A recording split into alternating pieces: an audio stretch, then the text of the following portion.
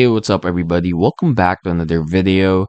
Today I'm going to show you how, or where rather, you can browse templates on Wix for your web page account.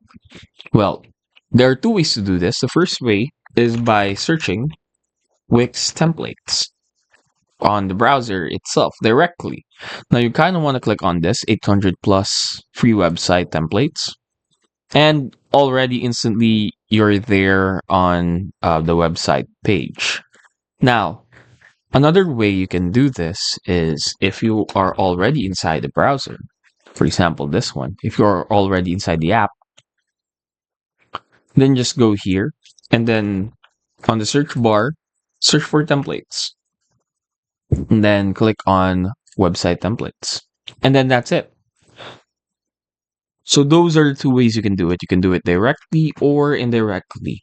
And hopefully we were able to help you out on this. If we did, please do hit, of course, the like and subscribe button. And follow us for more videos only here on Talk Help Guy.